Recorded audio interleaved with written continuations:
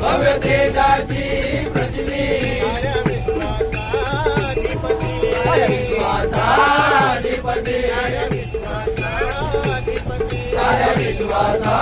अधिपती शुभ कार्याला प्रथम पूजुली करती जय जयकार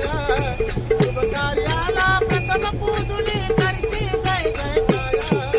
जनकल्याण करणाऱ्या रे येणारा अवतार